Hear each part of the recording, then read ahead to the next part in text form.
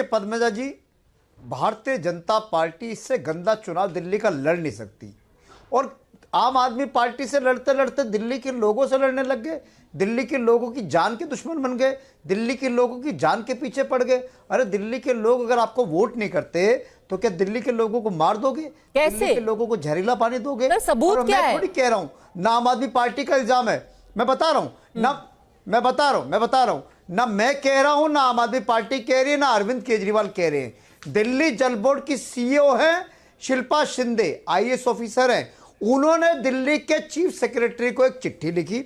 उस chief secretary को जो चिट्ठी लिखी उसमें साफ साफ लिखा गया है कि दिल्ली में जो वजीराबाद प्लांट से जो पानी आ रहा हरियाणा से, जिसमें 14 तारीख से पहले जो नॉर्मली जो उसमें अमोनिया वाला पानी आता था वो 1 ppm आता था, मैक्सिमम कभी आया तो 2.2 ppm तक आया, और हमारे जो सीवर ऐसा बिल्कुल नहीं लिखा है उन्होंने, उतनी ही कैपेसिटी को ऐसा बिल्कुल नहीं लिखा है उन्होंने। पद्मजा जी, मैं भी वही कह रहा हूं, वही बात आतिशी ने कही, वही बात अरविंद केजरीवाल जी ने कही कि 14 तारीख के बाद ऐसा क्या हो गया कि जो 1 ppm रहता था अमोनिया लेवल, या 2 ppm रहता था मैक्सिमम जाता था, वो अचानक 3, 4, 5, 6, 7, 8 सर आप समझ नहीं रहे शायद मेरी बात। एक बार फिर से देखिए घनेंद्र जी, एक सेकंड होल्ड कीजिए।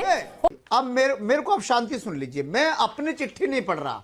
हाँ। ना आप जो डेटा दे रही हो वो आपका डेटा है, मेरा डेटा नहीं है, दिल्ली जल बोर्ड के सीईओ का, ये दिल्ली जल बोर्ड का डेटा है, बोर्ड के सीईओ ने लिखी। सर ये दिल्ली, मैं कह रहा हूं आपका डेटा नहीं है, ना आपकी चिट्ठी है, ना मेरी चिट्ठी है, ना अरविंद केजरीवाल जी की चिट्ठी है। ये चिट्ठी जल बोर्ड की सीईओ साहब की है।